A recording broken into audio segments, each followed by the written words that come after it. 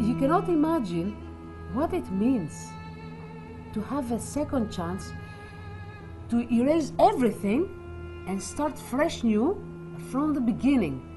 This is a chance that shows you how great is when you say Allahu Akbar.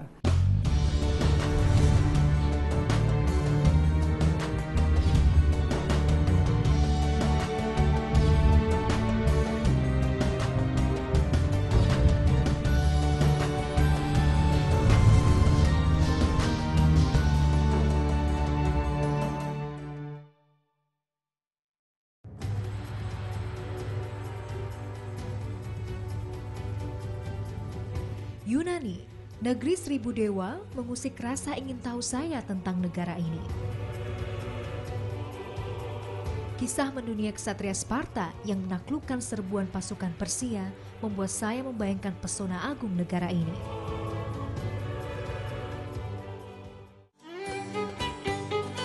Tak hanya itu, sebelum Masehi penduduk Yunani memuja dewa dan dewi sebagai tuhannya. Konon, kehadiran para dewa dan dewi ini untuk mengatasi kekacauan yang dilakukan oleh penduduknya pada masa itu. Pikiran saya dipenuhi tanya, bagaimana syiar Islam bisa berkembang di negara ini? Itulah sebabnya saya memutuskan untuk singgah di Athena, ibu kota Yunani. Athena menjadi satu-satunya ibu kota di negara Uni Eropa yang tidak memiliki masjid. Namun siapa sangka, ternyata Muslim berkembang dengan cukup pesat di kota ini dengan segala keterbatasan yang ada. Bagaimana kisahnya? Ikuti dalam Jazirah Islam.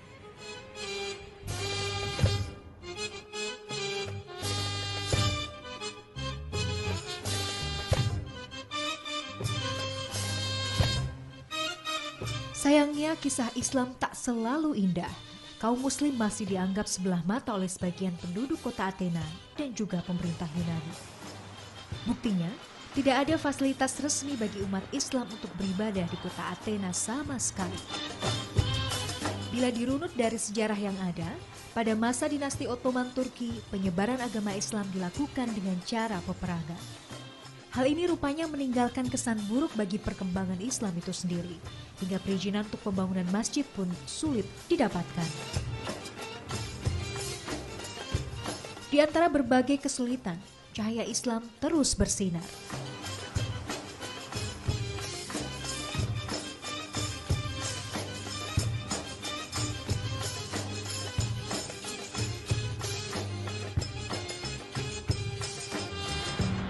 Hello, Anas. Assalamualaikum. So, where are you? Okay.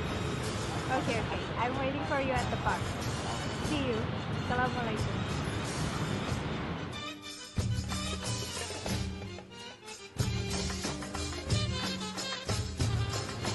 Hello, Anas. Hello, Hamida. Waalaikumsalam. Anas Tamung, seorang mu'alaf asli Yunani menangkap hidayah dari Allah. Tak kenal lelah, wanita istimewa yang saya temui ini aktif melakukan syiar Islam di negeri para dewa ini. Subhanallah. Wanita kelahiran Iliopolis ini tak serta-merta mengucapkan syahadat pada 6 tahun silam.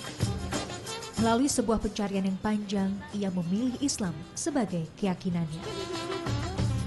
Ana tahu pasti, perjuangannya untuk syiar tak akan mudah.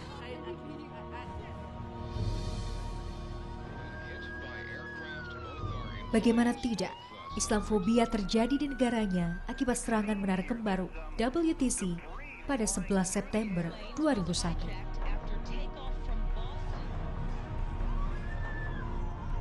The last 3 years now, there is a new wave of rhetoric of hate. I mean, they have a hate speech against Muslims, not in Greece only. It's an Islamophobic campaign, I would say that, spreading all over Europe. And it came to us by mistake. It came to us, but it came, and it suited this government. Kecintaannya kepada Allah Subhanahu wa Ta'ala terus menuntun langkahnya. Ana adalah kandidat muslimah berhijab pertama yang masuk Parlemen Uni Eropa. Ini artinya Ana punya kesempatan untuk menyuarakan kepentingan umat Islam di Yunani. So, Anna, talking about Muslim here in Athens, what is the news condition? The news for the Muslims are no news. Sometimes the British used to say no news is good news. But actually we have stuck here because we were supposed to expect the mosque by any day now. Yeah. And in spite of this fact that all the assurances of the ministries, we're still in point zero. It is difficult to being a Muslim living here in Athens. Not in all aspects of life. Yeah. I would say that there's no issue for all walks of life, for all activities in life, except when you want to practice your religion. I mean, there is no problem if you're a Muslim and you go work or university or shopping or spending or having a business. It's not a problem. But the issue is when you want to pray, when you want to get married, when somebody dies, and when somebody wants to pray, just to pray. This is when the conflict starts.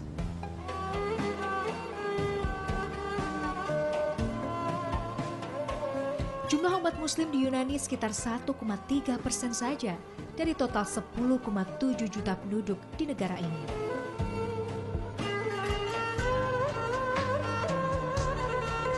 Hampir 200.000 dari mereka hidup di kota Athena, berbaur dengan penduduk Athena yang mayoritas memeluk agama Kristen Ortodoks.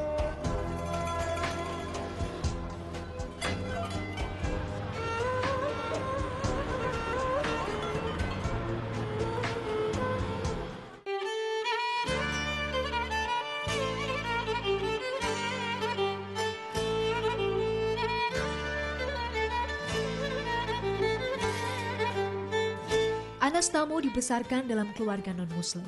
Perjalanan Ana menjadi seorang Muslim tidaklah mudah. Ia sempat mempelajari berbagai keyakinan selain Islam. Ia terdorong oleh banyak pertanyaan tentang keesaan Tuhan, hingga membawanya pada sebuah jawaban, yaitu Islam.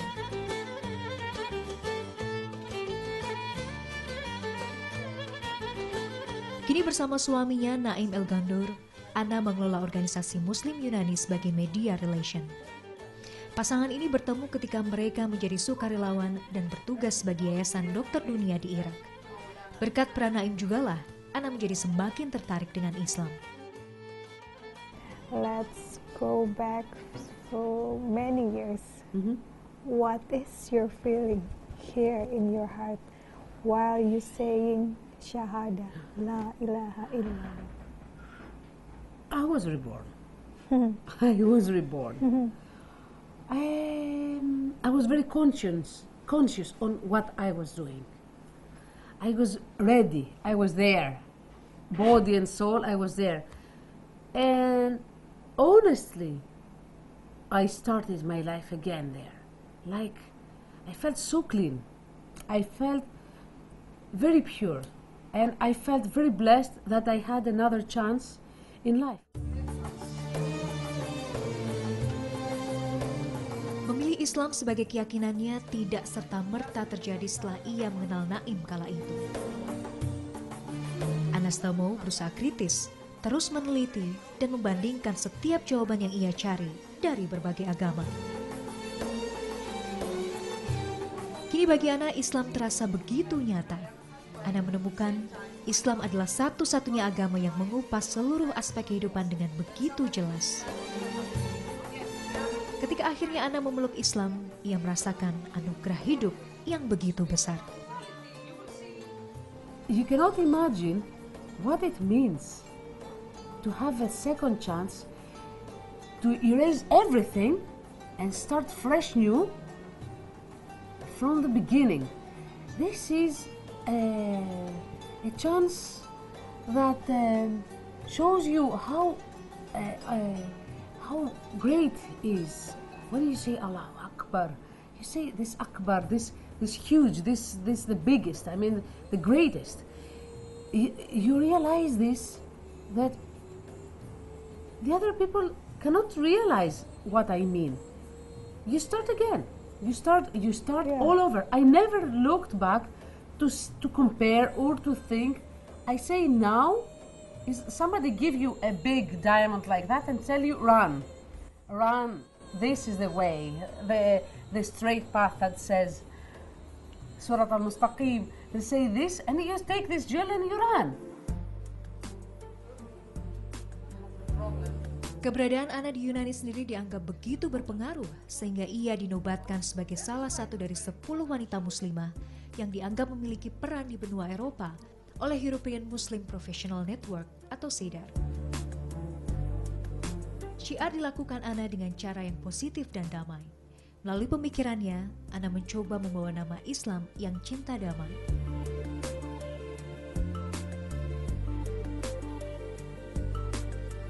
Cara berpikir Ana tentang Islam membuat saya merasa begitu haru. There is, I don't know, hearing your, it should be you who's crying, not me. No, Yeah. Hearing your story, you're Muslim, changed your life totally. Me as a Muslim since I was born, I cannot think totally like you. Yes, because you had this gift from the beginning. Yeah. But you know, there are Muslims that leave their Muslim countries. Yeah. Or even if they don't, but they lose Islam in the midway. They lose it. I have seen Muslims that want to do whatever they see in the films. Have a girlfriend, go to a bar, having parties. And when they leave, they say, okay, nobody's watching me. Now I can do everything. They pass through these phases. And you know how they feel when they come back. They feel again like they made Shahada again. Yeah. And they become very devoted Muslims. So Islam is nothing that you have it. Yes, you had the privilege to have it with your birth. But you can lose it and you can win it back, and it is something that you have to nourish, and you can water it and have it like a nice flower that you have in your garden. You have to work with that, for that and with that.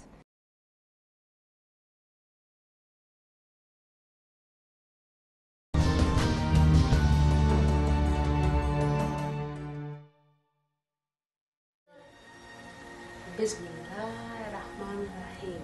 Bismillahirrahmanirrahim. Alhamdulillah Rabbil Alamin. Alhamdulillahirrahmanirrahim. Meski sibuk, tugasnya sebagai seorang ibu tak pernah ia abaikan. Di sela-sela kegiatannya, Ana bergantian dengan suaminya untuk mengajarkan Iman dan Ismail belajar agama sejak dini. Bagi Ana, seorang istri adalah penanggung jawab di dalam rumah dan akan dimintai pertanggungjawaban atas tugas dan kewajibannya itu. Ya, bagi anak-anak di sana ini adalah sebuah tantangan untuk mempelajari Quran karena anak-anak di sini tidak memiliki fasilitas semudah anak-anak yang ada di Indonesia untuk memiliki pengajian untuk belajar Quran. Jadi bagi mereka belajar dengan orang tuanya adalah satu-satunya cara mengenal Islam sejak dini. When she goes 15 or 16, still young. He's a director of. Tidak ada sekolah Islam di sini. Itulah sebabnya Ana menyulap ruangan rumahnya ini menjadi tempat belajar mengaji dan sholat bagi anak-anaknya. Di tengah berbagai kendala sehari-hari yang dihadapi, Ana yakin Allah Subhanahu wa Ta'ala akan memberikan kemudahan.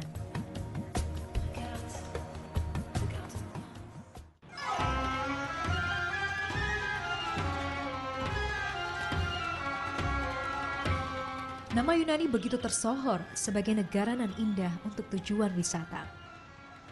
Namun sayangnya, Yunani juga menjadi satu-satunya ibu kota negara Uni Eropa yang tidak memiliki masjid resmi.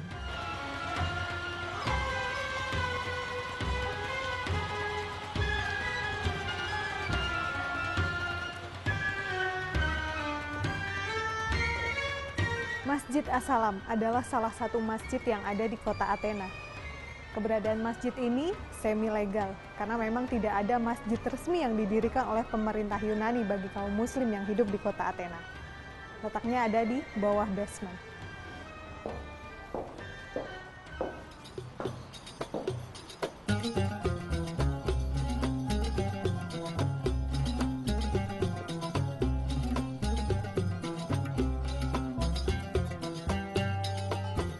Masjid As-Salam adalah salah satu masjid tersembunyi yang ada di kota Athena. Tidak semua orang tahu keberadaannya. Masjid ini didirikan pada tahun 1999 oleh sebuah keluarga muslim asal Mesir yang tinggal di kota Athena. Ketiadaan tempat untuk sholat berjamaah membuat basement ini akhirnya dijadikan sebagai tempat ibadah. Selain itu, ruangan yang ada di sini juga dimanfaatkan untuk memperdalam ilmu Islam dan mempererat tali silaturahmi dengan pertemuan-pertemuan antar muslim dan juga mu'alaf. Meski bangunan masjid ini terlihat seadanya, namun Masjid As-Salam ini setidaknya bisa digunakan untuk mencari informasi dan pengetahuan, terutama mereka, para mu'alaf yang baru memeluk Islam. Sulit sekali menemukan buku-buku Islam yang diterjemahkan dalam bahasa Yunani. They don't want to build a mosque in Greece. That's why actually all the mosques in Greece are like basements or shops. You know, they rent a shop and they make it as a place for prayers. They're not allowing to build mosques because I don't know what's the reason, but mostly because, you know, they're scared of maybe the jihadist thing and all that. We don't have this thing here. We don't have any like groups that belongs to anybody or any country.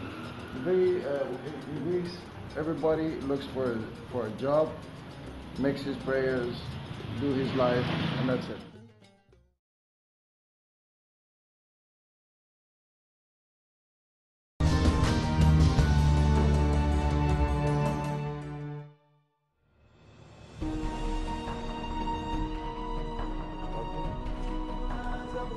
Pada awal-awal tahun bangunan ini berdiri, Masjid As-Salam pun tak luput dari berbagai ancaman yang dilakukan oleh pihak-pihak tertentu. Melaksanakan ibadah berjamaah di kota Athena pun menjadi sebuah tantangan yang sangat berat hingga mengancam nyawa. Kini, situasinya jauh lebih aman.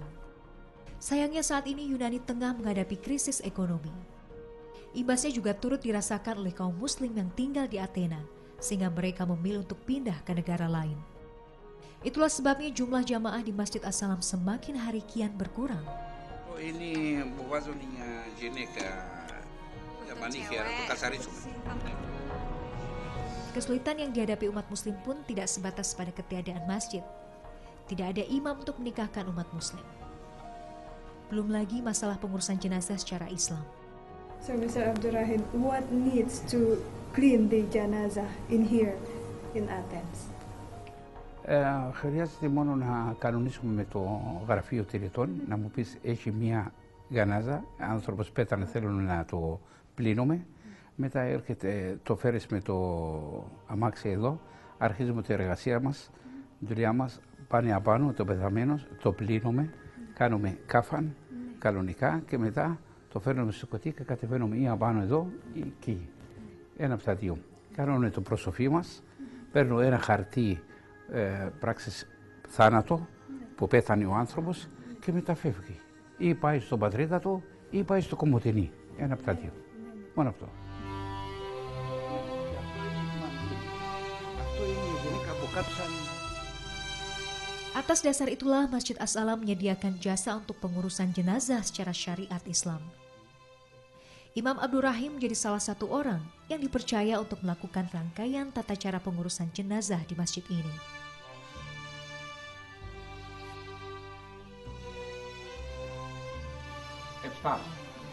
Αν είναι εδώ, εμένα 5. Αν είναι, 3.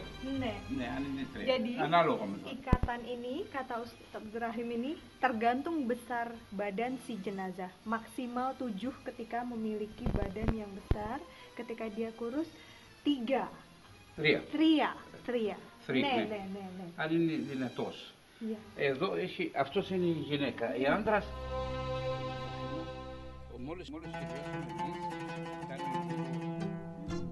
Tidak ada pemakaman muslim di sini. Perlu waktu setidaknya 8 jam perjalanan darat untuk menuju kota basis muslim terbesar di Yunani yang terletak di daerah Western Thrace.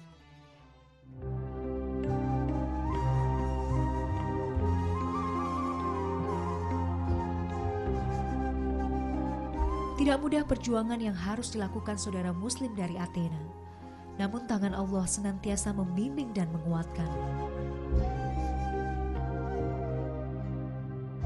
Semoga kesabaran dan ketabahan selalu menaungi mereka, dan cahaya Islam bisa bersinar kembali di negeri 1000 dewa ini.